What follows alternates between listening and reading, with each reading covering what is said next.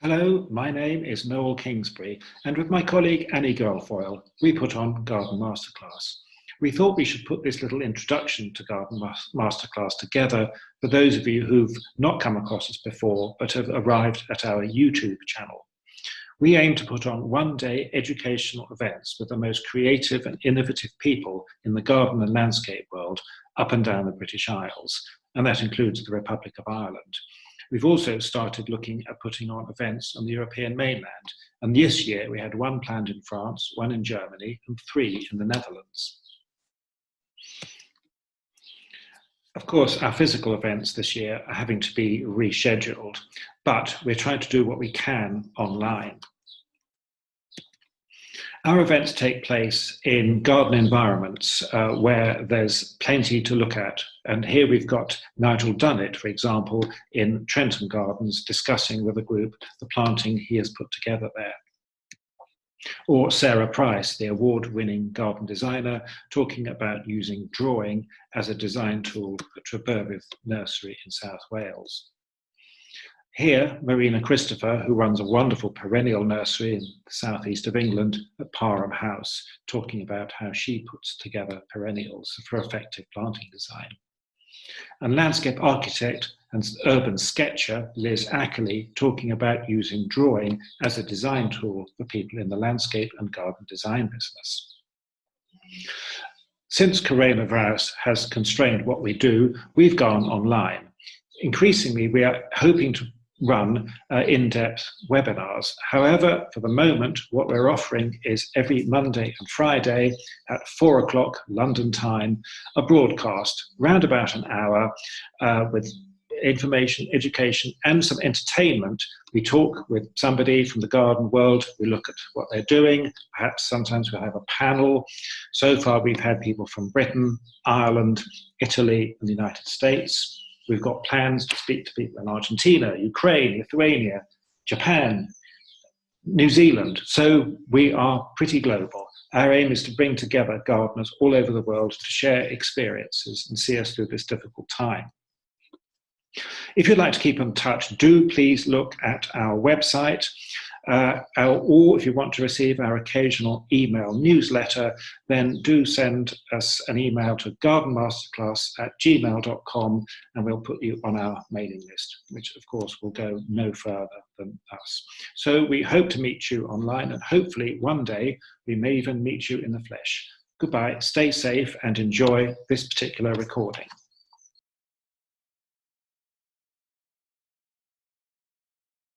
Everybody's in a bit of a Friday yes, frame of mind today. Right. Great. So I think over to you, Annie, to introduce today's surprise guest. I know.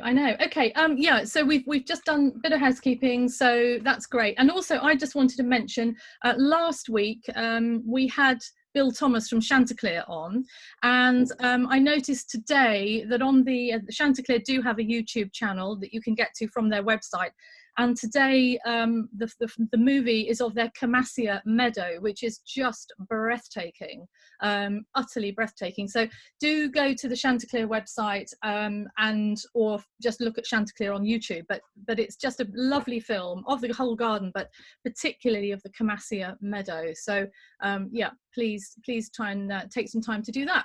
So yeah, today's guest is some, well, the place is very close to my heart and very close to my house. We're going to be at West Dean today in West Sussex, and just a little before I introduce you to Tom Brown, who's the head gardener there. West Dean is a college of arts and conservation, as well as a very, very famous, world famous garden, and it was the home of Edward James, who lived there and also, well, set up the college to be a college of craft. I think originally was the intention, but in the sort of broader sense of the word. But it's now internationally known as a college of, or a college of conservation and art, and there are full-time students, part-time students.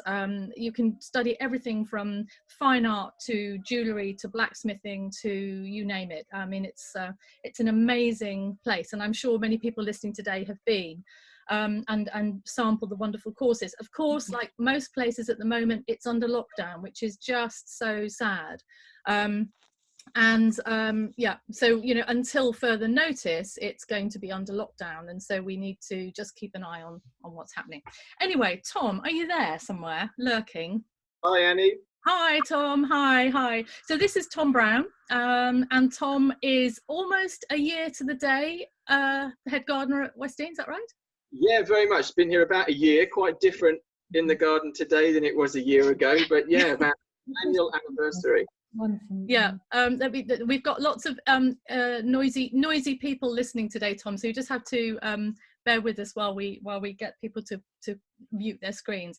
Tom, can you just tell us a little bit about your background before arriving at Westdean? Yeah, sure. So I started my career at Wisley Gardens, and I worked there for about 9 years, working in the ornamental department. So looking at things like the herbaceous borders and the wild garden, a number of the formal bedding schemes. And then for the final few years of my time at Wisley, I headed up the trials department. So we were trialing a lot of plants for the water garden merit. So whether that be sweet peas, delphiniums, dahlias, cabbages, that sort of thing. Growing something very much as a crop rather than looking at it as a display. So in terms of a balance to my experience, if you like, it was quite nice to have that ornamental side of things, but also that sort of the grower side of things as well going forward. And after nearly 10 years at Wisley, I took up the head gardener post at Parham House, which was about half an hour down the road from here, and was there for about 9 or 10 years, and got to the stage where I started to get a little itchy feet and wanted a new challenge. And I knew Jim and Sarah very well, that were the head gardeners here, and started to talk to them in the autumn, and then the rest is history, and started here in the May after a number of interviews. Yeah, and I'm sure that, I mean, you must be fed up with people saying, oh, you've got big shoes to fill. I mean, how many people have, if you had £1 for every time someone said that to you, you've got big shoes to fill. Now be careful what you say, because Sarah's listening. I've seen her name on the list. But I mean, how did you feel about that? I mean, was it daunting, or did you just get on with it? Yeah, I go back and say, actually, it was 2 big shoes, 2 pairs of shoes, let alone 1 big pair. A whole shoe shop, yeah. Yeah, no, it was incredibly exciting, but incredibly intimidating at the same time, because with any garden, you want to reflect and respect what was here before, but then you're also that level of expectation to take it in a slightly different trajectory as well. And it's that tightrope and finding that balance going forward, which is very hard. But you can't force it. You can't say, I'm going to understand this garden in 2 weeks if I really concentrate. So you just have to almost let it become part of you, and you become part of it. And 12 months down the line, I'm starting to get a bit of a feel of the kind of direction that I might want to take it in the future. But it just takes time, and it's something that happens very subconsciously, I think. Yeah, and interestingly enough, we had Andrew Bunting, who was our guest yesterday from Pennsylvania, and he knows Jim and Sarah very well. But he was saying that Westdean is in his top 5 list of world, his best favourite gardens in the world, and it's in his top 5. And I think there are a lot of people who feel like that, and that, I think, irrespective of who's gone before you, I think that is also quite a daunting task, isn't it? Because everybody has this sort of personal attachment to this place, and you're not going to please everybody, are you? That's the thing. You've just got to be confident. Yeah, definitely. And I think if you can please most people, then you're winning. Yeah. But yeah, you're absolutely right. And the culture that Jim and Sarah created with their team, I mean, their team are incredible, and now inherited as my team. Yeah. But they're an incredible group of horticulturists, and I'm very fortunate, because without them, it would have been very difficult that first year. But they've sort of carried me along, really. And I know you've got a series of little movies to show us, and will they put Westdean in context, or do we just need to sort of put Westdean in a bit of context for people who don't know where it is? Yeah, so there's a series of films looking at some of the glasshouses at the moment. So the way that we're managing some of these collections in lockdown. So our current state is that there's only 2 of us working in the garden at the moment out of the 10 of us, and we take it in 4-day shifts. So I'll do 4 days, and then lovely Anne Kelly will do 4 days, and we're just prioritising the glasshouse collection. Yeah, so we're yeah. watching the grass grow around my feet at the moment, which is really, really difficult to do. Yeah. So are you wearing roller skates, the pair of you? I tell you what, you definitely need a cold beer and a bit of a sit down after day 4. And I think you need it for breakfast, actually. yeah, and I was really, when Anne said to me, I was exhausted after my last stint, and I thought, thank goodness it's not just me, you know, because you're trying to prioritise all the time, and when you've got a team of 9 other gardeners and then potentially up to 50 volunteers as well. Yeah. You're prioritising a very big list, but when it's just you, the list is incredibly small in comparison. Yeah, and I think for people who don't know where West Dean is in the world, it's if you know where London is, it's about an hour south of London as the crow flies, and it's just a little bit above the south coast in West Sussex. So it's sort of nestled in the South Downs, isn't it, Tom? Yeah, and it's an area of chalkland as well. So we're in the Lavant Valley. The garden's about 100 acres. Consisting of arboretum that's about 49 acres, which is up on the valley. So the further up the valley you go, the poorer the soil is. So it's a real challenge to establish a great tree collection up there. About 35 acres of college grounds and a 3.5 acre wall garden. And by what a wall garden it is, you know, is 13 large Victorian glasshouses, a large kitchen garden, cut flower garden, extensive fruit collection. And then we've got about 10 acres of surrounding buildings that we look after as well. So it's a vast garden. Yeah. So I mean, we've been in lockdown now for what, 4.5, 5 weeks, haven't we? I think. Time is blurred, and I know I've seen you a couple of times at a distance in that time. And how have you sort of been using that time? You know, I know you had sort of, you know, we talked about this. It'd be interesting to hear your perspective on that period of being in the garden on your own. Very difficult to begin with. I know lots of people across the world are dealing with very, very difficult situations. And, you know, what I'm doing is a very sort of insignificant part of that, really. But it was very upsetting to begin with, very full of anxiety, because the situation changed every 24, 48 hours. So in horticulture, you're trying to plan 3 or 4 months ahead all the time, but you weren't in a position to plan anything. You just had to react almost every couple of days of what the situation was going to be. So at one stage, we were going to have a small team on site every day. That went down to 3. A couple of days later, it went down to 2. And our remit was getting smaller and smaller. And it's an incredibly busy time in a garden from March, April, May. We've done an awful lot of preparation. I think the closest thing I'm going to get to a chili pepper this year is this shirt. We had all of our vegetables, our chilies, our peppers, all of our bedding plants were underway, under glass, and we had to take a decision to lose all of those. So a lot of them went to charity, which was fantastic. So for the first couple of weeks, I just had to almost emotionally detach and streamline everything. And over the last few months, feels like months, what we've been doing is organising the glasshouse collection. So we've got a really watertight inventory of what we've got. Things were underway, so asparagus, rhubarb was coming in and being delivered. So obviously anything that's perennial, that's going to enhance the kitchen garden collection, we're managing and planting. We were due to do a big sweet potato display this year. They're arriving thick and fast, so we're reacting to that. But what an April to be trying to manage everything under glass. I think it's been the hottest, sunniest April on record. And trying to keep everything alive with one of you has been pretty tricky. But the conversations have been great. You know, with myself, no one answers back. I agree with myself the whole time. Singing, nobody tells me off. It's been brilliant. Fantastic. So shall we get one of these movies up? We'll ask Noel. Noel's got he's the mission control. So I don't think they're in any particular order, and you're going to sort of talk us through them. Yeah, sure.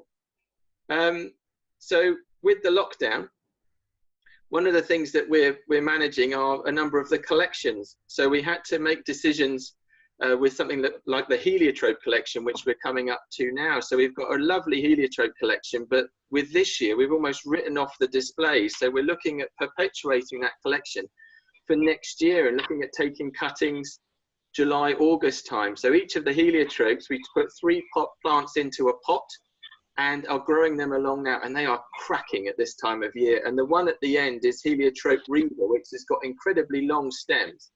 And I think that's got great potential as a cut flower. The other plant collections that we have are the succulent collections. So they're all under glass and they're kind of limbering up, ready to go outside now.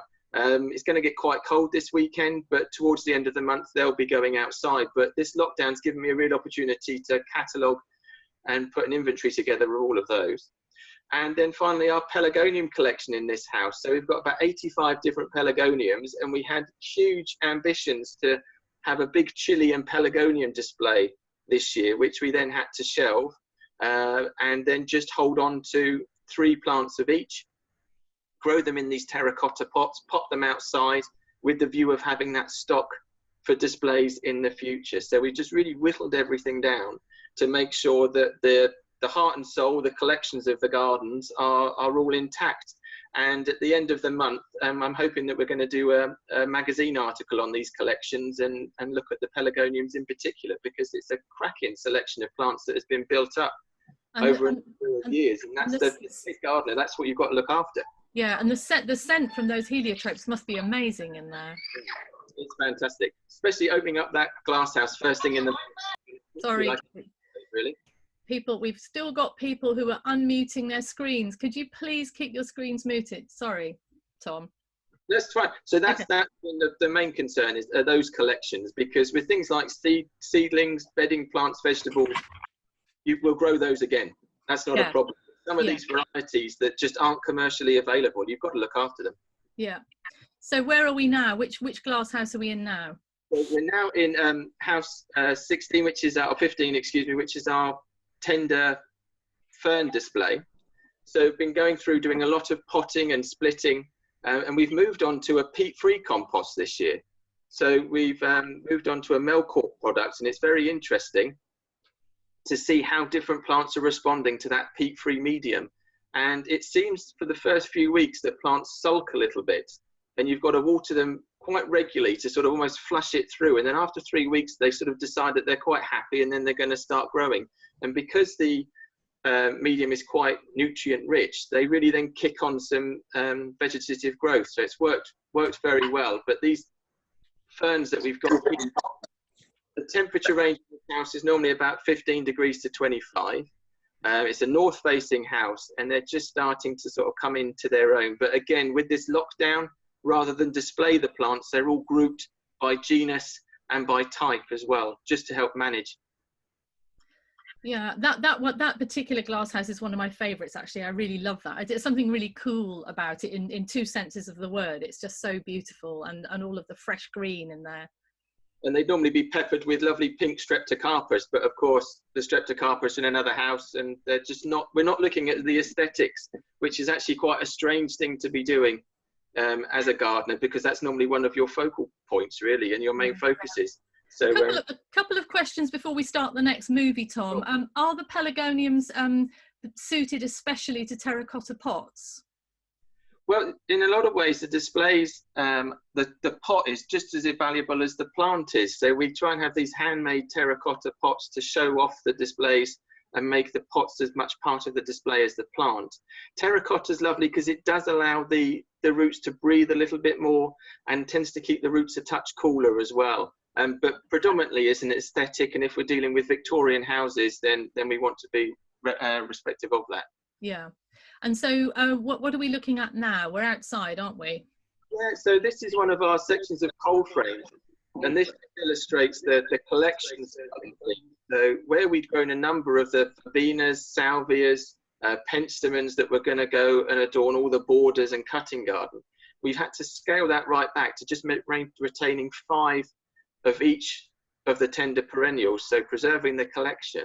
And rather than having a cutting garden, because realistically, we're not going to have much of a cutting garden now, these beds that we're panning round to, which would have been full of cut flowers, and the obelisks are all ready for annual climbers to go up, that's going to be ram-packed full of dahlias, salvias, and other tender perennials that we can then strike cuttings from in the summer. So we're just looking very much at preserving those valuable plant collections. Yeah, so you've really had to think on your feet this spring, haven't you, and just kind of be reactionary to what's going on. Yeah, and almost with this period of lockdown, there has been sort of a stability in it, that things haven't changed for a few, maybe a week or so. So we've been able to say we're now beyond the point of growing many more crops under glass to display in the summer. Are we going to have any visitors? When are those visitors going to arrive? So we've got to the stage where we can actually say, let's just manage the collections and have these the longer term vision for the garden rather than the short term. Right. And so now we're outside. Where are we at this point? Now we're outside. So we're up in the sort of 49-acre arboretum, which is up the valley, and an incredible part of the garden with wildflower meadows. So forgive my poor camera work here, but this is a cowslip meadow. So it's absolutely chock-a-block with cowslips, and then a different series of wildflowers come through. So oxeye daisies, ragged robin, that sort of thing. And butterflies adore this part of the garden. So 50 acres of arboretum. The grass is allowed to grow, the flowers to seed and to reproduce themselves, and then we cut the grasses down and manage it that way. On a very challenging chalky slope, very difficult to maintain this collection, but a lot of ingenuity gone on in the past to ensure that these trees are healthy. But it's a part of the garden that you don't inhabit every day, which is a beautiful thing, because then nature sort of has a big part in it. But on the other hand, it's a frustration that you can't spend more time up there, but it's very difficult with everything else that we've got going on. Yeah, I think probably one of the challenges that you've got there at Westdean is the variety of different garden situations you've got. You know, you've got the walled garden, you've got the arboretum, you've got the more ornamental beds, you've got the spring garden. And so, you know, there's such a variety of different types of gardening. Very much. And I think that was one of the biggest things to wrestle with Jim and Sarah being a partnership. I think they had their strengths, and they sort of divided the work and had that presence over quite a big area. And it was almost like an identity crisis when I first started, as was I Jim today or was I Sarah, trying to make sure covering the right bits at the right time. Well, I know that you're not Sarah today because you haven't got lipstick on, so you must be Jim today. Chilly garment on, so I'm hoping this is a bit of a homage to Miss Wain. Fantastic. And so what? Is that the last of our little movies, or have we got another movie lining up there? Is Noel? Is he on? We've got another movie coming up. I think Noel slipped out for a cup of tea, maybe. So we've got a vast collection, and we've got a couple of the tropical houses where we've got some footage of, just to sort of show people where we would have that aesthetic arrangement. We just had to strip that right back just to preserve the garden and make sure what we're looking after gets the treatment that it needs.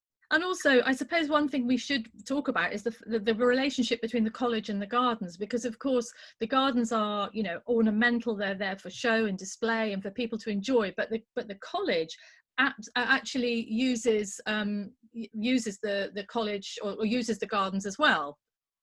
Very much. And actually with the drawing classes, the succulents are one of the most popular things that the tutors ask for, which I wasn't a huge fan of succulents when I started, and I thought, crikey, we've got loads of these, but they're in hot demand in the college.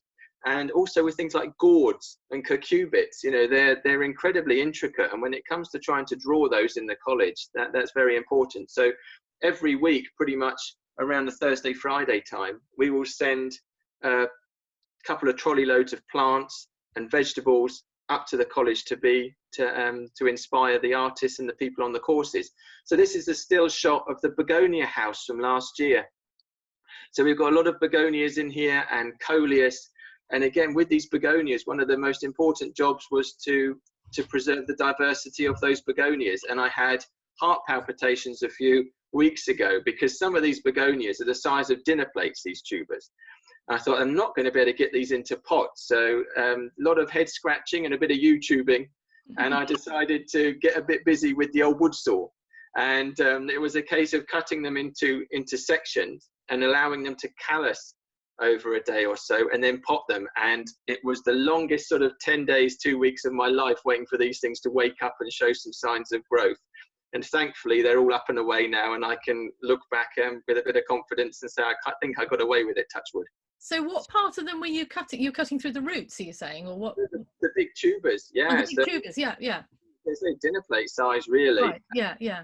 The worrying thing was whether they were going to rot or not. So thankfully, with these high temperatures, it's been quite good for drying out those tubers when you've cut them. But yes, so we've now got 10 plants of each of the begonias ready to perpetuate for the future. But it's one of those moments where you prune a shrub or you do something pretty drastic horticulturally and you almost hold your breath until the plant responds.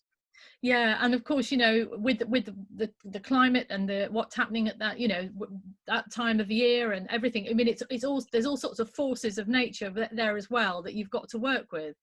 Yeah, I mean, the temperature in the glasshouse can be sort of 40 degrees or it can be 7 degrees. You know, with this time of year, it can go up and down like that. So 1 minute you've got a growing environment and then half an hour later that environment's completely changed because the sun's come out or it's gone behind a cloud or whatever. Fantastic. And so, Noel, have we got something else that you can, another image that you can show us, or another movie lined up? Are you not seeing the asparagus? No, we're still in the begonia house. Still in the begonias. Oh, hell. Hell. Oh, goodbye, begonias. Sorry. Where are we? That's Dan Pearson looking at our asparagus. Yes.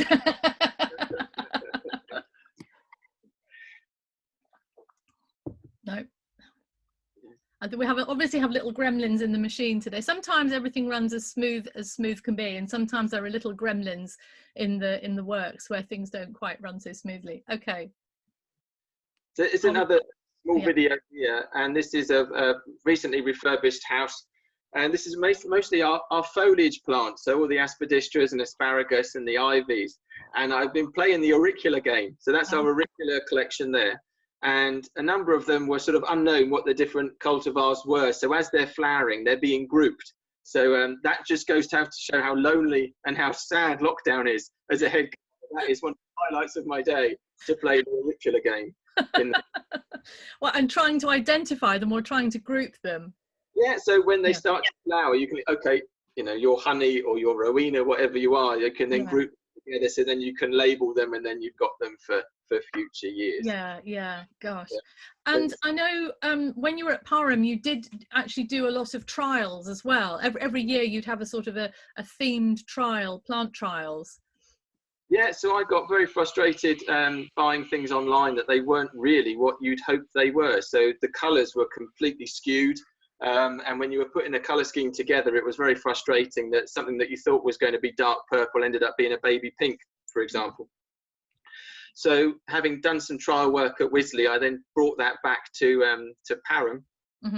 Started trialling things there. So we looked at things like dahlias and alliums and sweet peas. And annual climb was quite recent. And it also really pushes you as a gardener to sort of grow that particular crop. So here at Westdean, we started putting a collection of foxgloves together. And we've got those growing outside now. And I just wish we would have a normal April and May so that they can actually start to get a bit of height to them, because this hot, warm weather's making them flower at my knees rather than by my armpits. So this video people are looking at here, this is one of our tropical houses. And again, with a number of orchids and acaulphas in there, so we've been able to group them. And this is our bromeliad house. So that's a planted display, which is much easier on the maintenance side of things. And we started to introduce some hanging baskets just to make it feel a bit more immersive.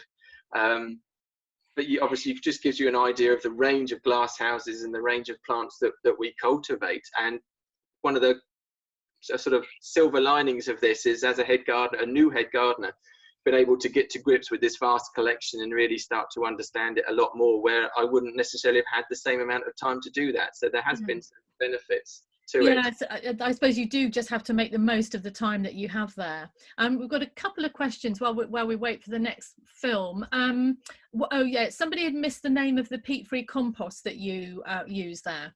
Yeah, so one of the sort of industry leaders, if you like, is Melcourt, which is and we use something called Silver Mix. And what we have been working on is a blend with them. So they add a lot of Johniness and some grit to it as well, and some Osmocote. So they can pre-mix and tailor-make mixes for you, but you have to buy those in a reasonable amount of bulk. But if you're buying bagged product for people at home, Silver Mix is perfect when it comes to potting plants on. seed sowing is still a problem. So we're still trying to find that ideal peat-free seed sowing compost, but that's my next mission. On the right hand side on this video, you can see the begonias that are starting to come into life. We've got some things like a piscias and I would always call them coleus, although the RHS keep changing their name, and the streptocarpus that would normally be with the ferns, tradescantia, the achomenes. So it's just making sure that you're covering all of these bases and making sure that all of these collections are intact and growing as they should do. David Schmidt's asking, when you say you're starting a collection, are you getting new stock from seed catalogues or fellow gardeners or hybridizing, or how do you go about putting a collection together? Lots of different ways and means of gathering a collection. It's almost snowball-like, really. Once you start gathering plants and you get talking to people, they gift you things, or you ask if they've got a cutting of such and such that you can have. But one of the joys of taking over from Jim and Sarah of sort of 28 years of collecting these plants is that we've got pretty amazing collections already. So it's just a case of perpetuating those and just adding to them all the time. And the other thing about being a head gardener is I think one of the fundamental things that you need to do is preserve those collections. You know, you can't come in and say, oh, we don't need that collection, we shouldn't have that, that's died, that doesn't matter. This is a living collection, and you want to pass that on to the next head gardener. So I feel very strongly that that's one of my main duties here, is to preserve and enhance these collections. Great. And so which house are we in now? So we're now in house 26 and 25. So this is a vinery. So you can see these are starting to bud up and grow, and they will start to romp away. And that's something that's given me a lot of sleepless nights about not having my team on hand. Now we're in the nectarine house, and these are starting to put on a lot of leaf now, and the nectarines are starting to form. And if I remember, I sort of swung round and saw some of these baby nectarines, which you can see nestled in the foliage. So we've got to start tying those in to get the light and air to those fruits. But that is a magnificent house when the blossom's out, as you can imagine. That little bit of protection preserves the blossom, and it's just breathtaking. Oh, you've frozen, Tom. Tom, you've frozen.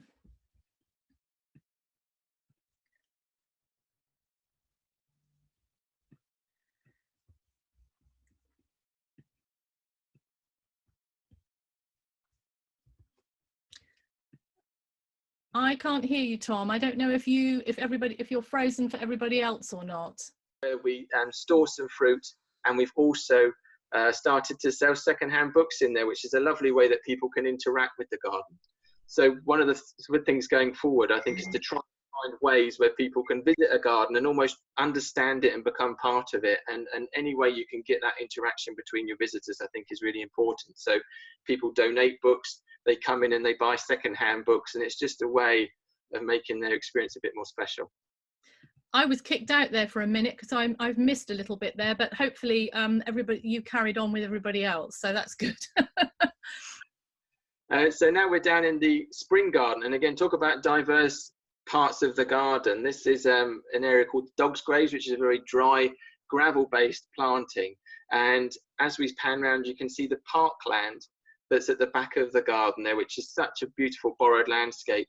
And as you go through the spring garden, which has got a very high water table, we've got the winter-born River Lavant that surges through the garden from around November time through until sort of midsummer. And it brings such animation and vibrancy to this part of the garden. It's really, really a pleasure to be able to work with this watercourse. But a lot of the planting down here is more exotic. A number of tree ferns and the Trachycarpus there as well.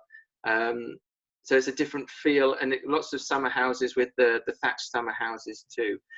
And I'm very fortunate that Mr. Jim Buckland built a number of these bridges and shored up and firmed up a number of these watercourses.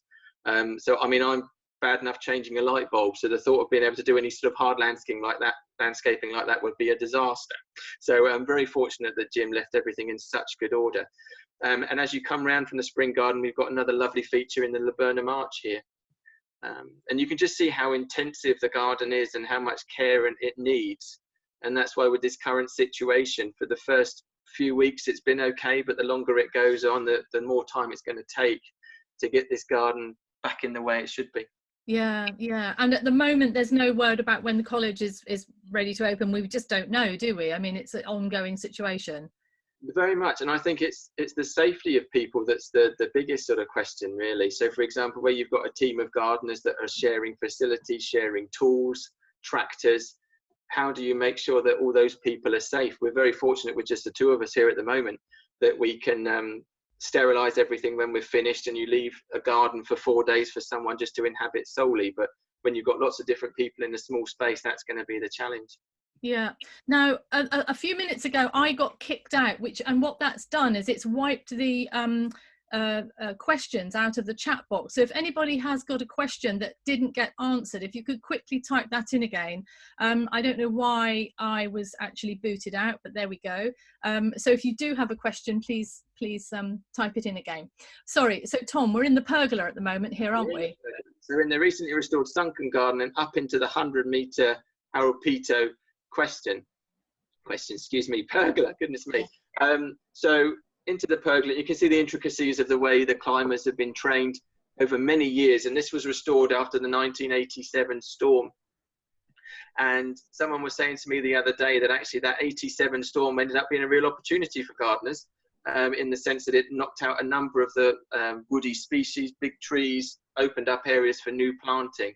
And I wonder, with this coronavirus, we look at gardens and we've let Mother Nature sort of take the reins again. And it's whether we'll look at the garden in the future and actually see a great deal of beauty within some of that softened, more naturalistic style of gardening. And just down in the bottom of the shot there with the trees is where we've got the foxgloves planted, that trowel that we talked about. So we've got around 65 different types of foxgloves, and we've planted about 40 of each. So if we can get a reasonable bit of weather and get those foxgloves bedded in, I think that should look quite a spectacle by the end of the month. And although we might not have visitors here, we're planning to bring it to the Westdean website virtually instead. Yeah, yeah. So a couple of questions have come back again. So how many different dahlia varieties are you growing?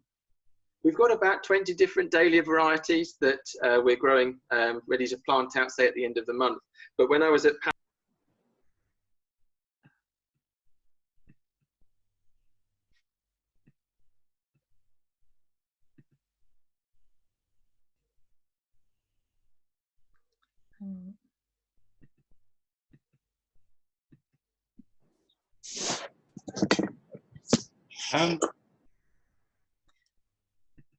Right, we've lost Tom's sound. Weird. What's going on today? I don't know what's going on. There's this really bad connection with the muting and unmuting. Tom, have we lost your sound? I can't unmute him. I'll find him and do it. I think that you need to. Sorry, Tom, you're back on again now. Okay, no worries.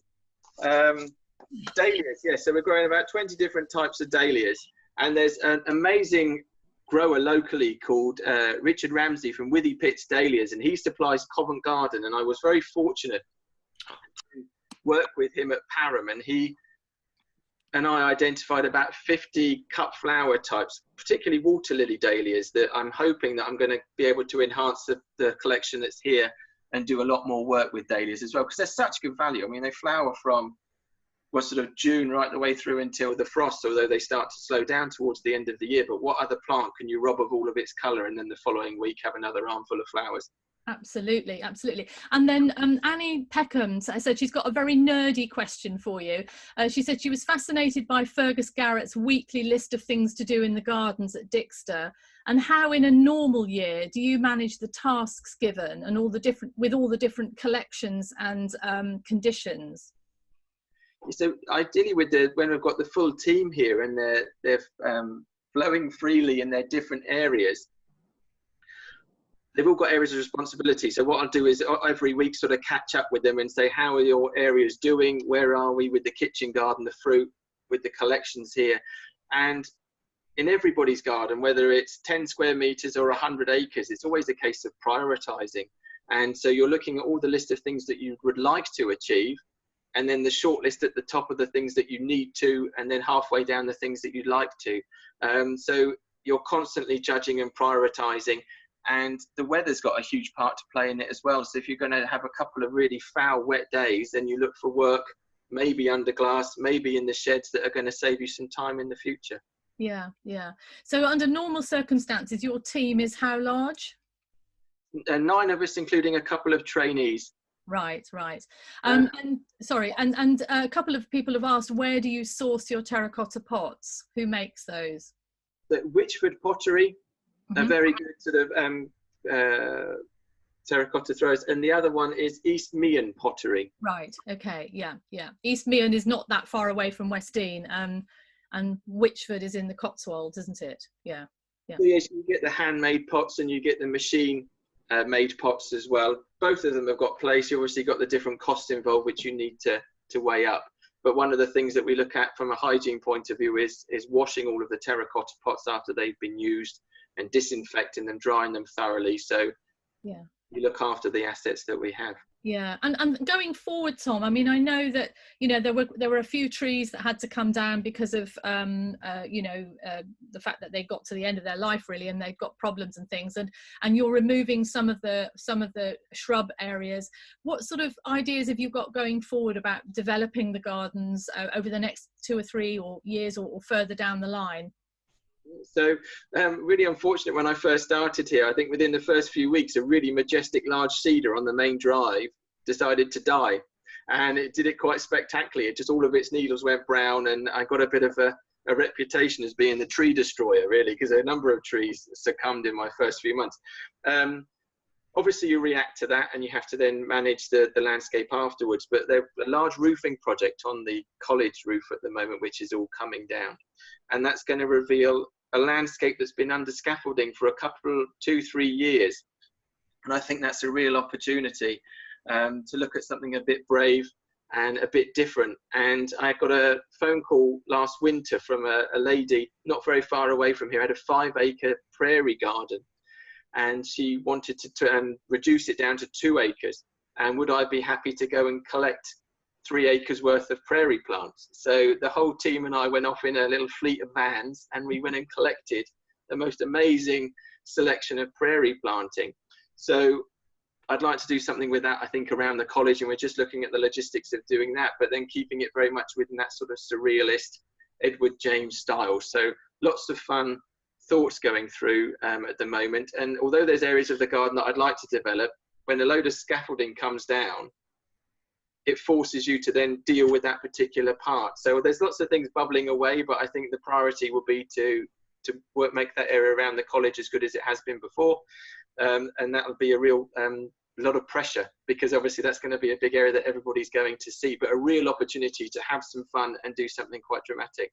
Yeah, and I guess also harking back to the fact that it's also a college of education, of arts and crafts, and also thinking again about Edward James and how he was connected very closely with the Surrealists and was a patron of the Surrealists. And there is definitely that wonderful, quirky, arty side to Westdean, which must be quite fun for you, because you know, if you delve back into, you know, his life and the sort of things that he got up to and his beliefs and everything, you know, it opens up such a sort of well, you know, there's a lot of fun to be had there, isn't there? I mean, you know, the sky's the limit, really.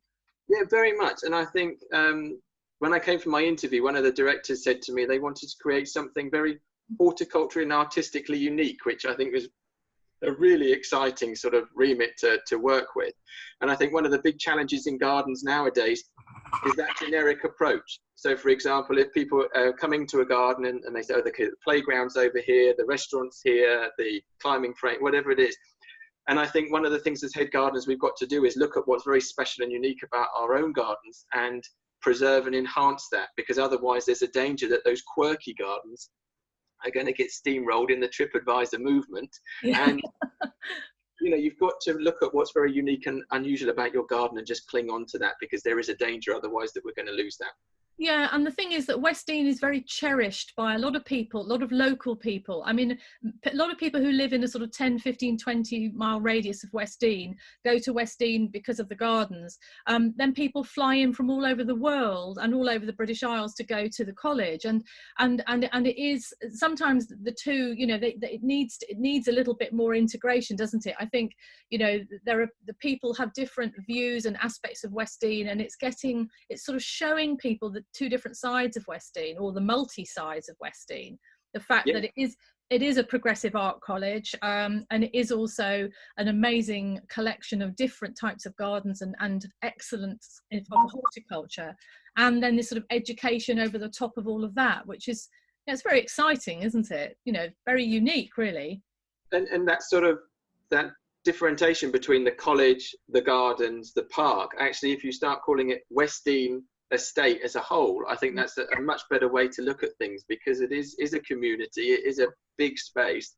It's not little silos stood next to each other, and I think we can sort of look at the moment you drive into the village to then be part of that Westdean experience. I think that's the way to go forward. Definitely.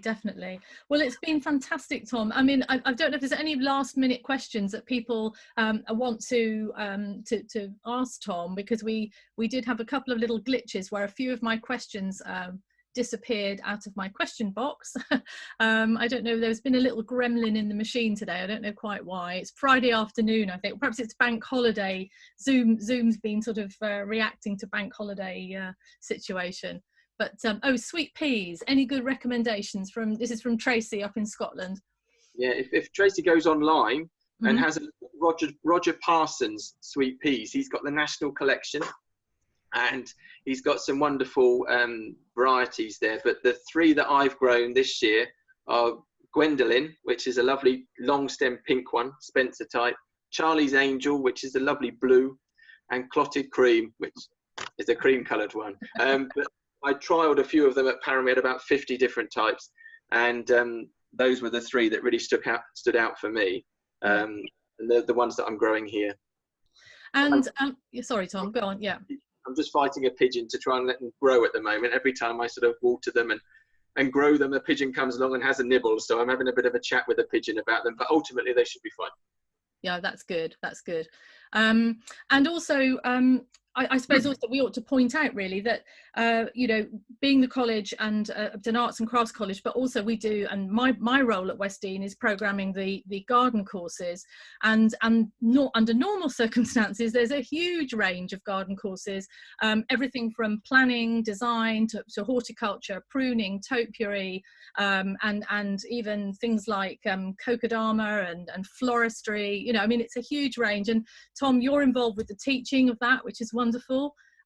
We also have some other fantastic, brilliant horticulturalists involved. And so under normal circumstances, the range of courses in horticulture and garden design and floristry are definitely worth checking out. And it will be, you know, it will roll out again, hopefully towards the latter end of this year. So, you know, that's going to be exciting, isn't it? Certainly, and I think watch this space as well, because what this has taught us, this corona situation, is that the potential that we've got for doing things online. So actually, if people can't get to Westdean for the courses, I know a lot of conversations going on at the moment about online tutorials and how we can actually get those tutors out to people. So yeah, do keep watching this space. If it's not something that you can get to Westdean, then there are, I think, ways and means, and this is teaching us some very valuable lessons. And you're doing lots of little how-to movies on the Westdean Instagram account too, aren't you? Yeah, so again, a lot of things that we're doing with the garden, we're doing a lot of social media work and ways of getting the garden out to people because they can't visit. And one of the interactive ways we're working on at the moment is people can ask for me to demonstrate ways to do things. So we've done things like potatoes, growing French beans, salads in pots, so people can get in touch and give me some ideas about what kind of things they'd like to see. And if they can bear with me for 5 minutes, I'll try and show them the best I can. Wonderful. And Jenny Rose Carey, who's over in Pennsylvania, is asking, how are you going to catalogue and keep track of the Digitalis, and please keep updates on Instagram? So presumably, you know, is that the way that people can keep an eye on what you're doing with the Digitalis? That's it. So it'll be on all our social media, and I'm anticipating that they're going to flower towards the end of May. I hope they're going to flower towards the end of May, giving them some time to grow. But yeah, we'll be cataloguing those, doing a virtual tour, looking at my favourites of them as well. And one of the experiments with these digitalis was Ted Baker, who does a lot of the Chelsea displays of foxgloves, said to me, it's very challenging to get them all to flower at the same time. So a way to get them to flower at the same time is to grow them in polytunnels in a 2 or 3 litre pot, get them like big green cabbages in March, and then plant them all out. And that's worked. They're all flowering, which is amazing. But where they've been under plastic, they're a lot shorter than I think they would have done, just from an establishment point of view. But all these sorts of things will start to feed through the Westdean Gardens social media account and on the website as well. Yeah, great. In fact, Jared Barnes, who's over in the States, is asking what's the social media account again. If you just search for Westdean, Westdean actually have 2 Instagram accounts. One is the college and one is the gardens, but if you search for Westdean, you'll find it, and it's DEAN, Westdean, not DENE, it's DEAN. There's been some lovely comments and thank yous. There's a special thank you from Hester, who I think you might remember Hester last year from Cork, had to come and clean the soil off some plants to smuggle back to Ireland, and she was very thankful that you let her do that in the garden, which is great.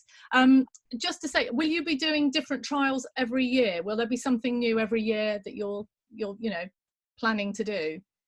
Well, yeah, it's looking at what there is a range of. I mean, ideally sort of 50 to 100 different types, and also the space and how relevant it is to the garden too. So for example, cut flowers, vegetables, I can imagine them being very interesting sort of trials to look at. And also visually, I think it's got to be quite spectacular as well. I think any kind of trial or display's got to look pretty impressive. So I'm trying to be derogatory about a particular plant. What can I think of? Rhubarb, for example. If you did a rhubarb trial, although there'll be some big rhubarb fans out there, maybe not the most visually exciting. So you've got to weigh all that up. And yeah, we'll be playing in the future, no problem. Yeah. Well, you're doing a fantastic job, and it's been an exciting year. And I think this summer is just one of those things that it's kind of been thrown at you really, and you're just dealing with it brilliantly. But I think Westdean is so unique because of the different facets to the whole thing with the college and the gardens and the different types of gardens, that I think it's just been such an exciting role. And I know I can speak for everybody who loves Westdean dearly that, my goodness me, we were glad the day that we knew you were coming and following on from Jim and Sarah, because they were a dynamic duo, still are a dynamic duo, but God, it was we were a bit worried at one point, who's going to come and take over this wonderful garden. Anyway, listen, thanks Tom, and thank you so much for putting all the time into doing those little movies, because I know that you're being pulled from everybody, make little movies and get on with the garden, and you're there by yourself, and so we really appreciate it. We were protecting trees the other day, so because we're in lockdown, I'm at home with my wife and son, and the lambs and the sheep in the parkland were getting in all of the tree guards and the trees, particularly the conifers, so we put a few cedars around. And it was a 2-man operation, so we've been sort of like park rangers and driving around and protecting these trees. Fantastic. And just going around the garden on a daily basis, getting the camera out, has been an absolute pleasure and no trouble at all. Yeah, I know there's lots of lambs about there at the moment, isn't there? And they do jump that ha-ha sometimes, don't they, and get into the gardens, the little devils. Yeah. Yeah, actually, there's quite a bit of grass that I could do with being cut at the moment, so if a couple want to come across and are quite restricted of their diet, I don't mind. Oh, brilliant, Tom. There's loads of thank yous coming in, and what I love, people saying what a lovely attitude you've got, and how interesting it is, and your whole sort of how you're dealing with the situation, and I think and also, even if it was just a normal year, I think the pressure, it's been quite a pressured year, I think, for you. The spotlight's been on you, and I think you've handled it brilliantly, and many more years to come brilliantly. Yeah, Thank you very, very much. Oh, so lovely. Thanks Tom. I'm sorry we've had a few glitches today with the Zoom. Sometimes Zoom works so well and sometimes it just behaves badly. So everybody, this is the end of the week, Friday, and we've got another week, we've got several weeks ahead planned, so stick with us, because we've got some very exciting talks coming up. and we've got some very well-known designers and you know, people that you know very well. I'm trying to unmute Noel at the moment, but it won't let me do it. I don't know why. It's got a mind of its own today. Are you there, Noel? You are. I'm here. Yes, I've been trying to make various interventions, but can't. Anyway, yes, thank you very much, Tom. That was fantastic. West Dean is a truly amazing place, and you obviously, you know, it's in very, very good hands with you having taken over, and yeah, really dying to come again. Really a very special place. And yes, we've got. Not mentioning any names, but we've got some big names coming up over the next couple of weeks, Annie, haven't we? Yeah, we certainly have. And we've also, developing new formats. We're developing a kind of discussion type format for every now and again one of these events. The webinars, yes. I mean, we had a wonderful one today with Jacqueline, but we've got some really exciting webinars planned. And very shortly, anyone who's on our mailing list, we will be sending out a sort of a questionnaire. It's not really, it's just a few questions, because going forwards out of this peculiar time that we're in, we want to know how best to take this forward. So we obviously won't be doing a daily tea time talk, because hopefully we'll all be too busy working. But you know, we need a bit of feedback from everybody as to what you'd like to do in the future. We certainly want to continue, but we need to be able to work out what's the best time of day and so on and so forth. So if you're on our mailing list, you will be getting a few little questions, and we very much appreciate your feedback on that. Yeah. So we'll try and get that out sort of sometime next week, I think, won't we? Yeah, definitely. Yeah, so great. Again, thanks very much, Tom. You're a star. No worries. Go and have that cold beer now. And thank you everybody for tuning in, and stay safe and have a good weekend, and we'll see you next week. See you next week. Yeah. Bye everybody. All the best. Bye bye.